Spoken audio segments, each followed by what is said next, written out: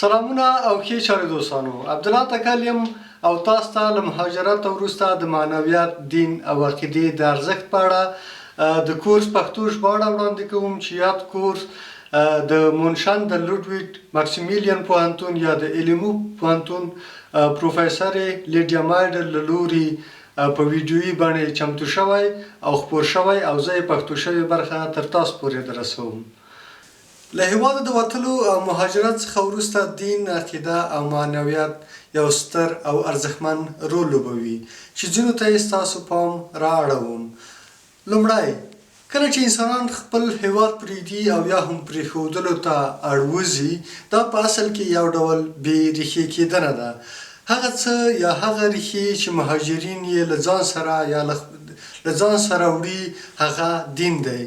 څېړنو ښودلې ده چې په نوي محیط کې دیني مراسم او کلتوري او فرهنګي کړه او روشونه یوه ځانګړې معنا خپلوي. دویم،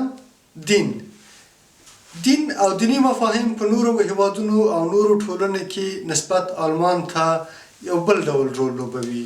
په آلماني ټولنه کې تر ټولو ستر ارزښتونه استقلال او ازادي ده.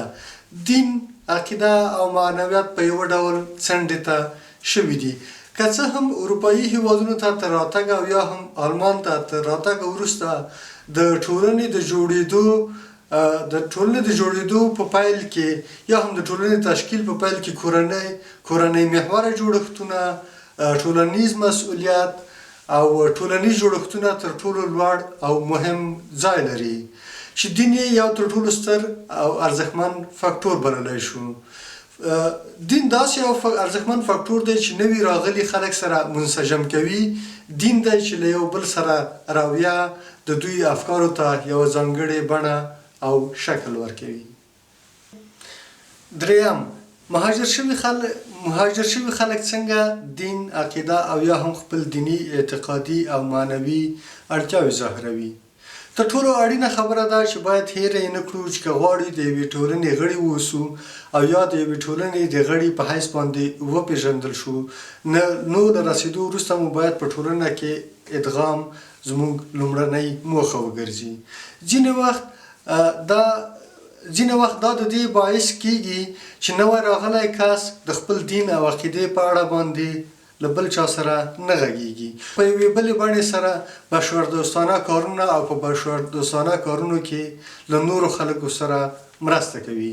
بله دا چې ځینې خلک د خپل عادت له مخې نه غواړي چې د خپلو رواني او مذهبي ستونزې نورو ته بیان کړي، خو په یو بل شکل سره همدا ستونزې د جسماني درد په شکل باندې څرګندوي. څلورم، په هغه حالت کې چې انسانان د جګړو او مهاجرت سختۍ وویني، نو دین او عقیده یو ځانګړی رنګ خپلوي. کله چې جګړه او تجاوز د دین په نوم وشي، نو په دې حالت کې دینداري او دین څه معنا لري؟ په دې وخت کې د دیني چارو سرته رسول څه معنا لري؟ زما شخصي دینداري نورو ته کومه معنا لري؟ خو داسې اساسي دروني نامسؤلیتي د جګړې په وخت کې یا په لاره باندې او یا هم د مهاجرو په کمپونو کې انسانانو ته یوه ستره ننګونه ده او بار یې دغه پوښتنې ذهن ته راځي. دین او معنویت دی چې په حقیقت کې انسان په خپلو ژورو کې له یوې نه خرابېدونکې هستۍ سره نښلوي او له نه خرابېدونکې هستۍ سره وصل کوي. لکه څنګه چې ډېرو خلکو یې په اړه ویلي دي چې همدا معنوي او دیني هسته ده چې د ستونزو په وخت کې ستونزې په ډېر ښه شکل حل او تجزیه کوي او انسانان له نابودۍ څخه ژغوري. پنځمه او وروستۍ برخه، که له یو بل اړخه وګورو داسې چې څنګه دین او ایمان مهم دي او څنګه ځینې وخت خپلې اصلي بڼې ته بدلون هم ورکوي. هغه داسې چې کله انسانان یو نوي هېواد ته لاړ شي او له یو بل دین سره مخامخ شي، نو کوربه هېواد دوی ته د ژوند په اړه یو بل تصور یا بل رنګه تصویر وړاندې کوي. خپله همدا حالت انسانان په خپل ذات کې نامطمئنه کوي.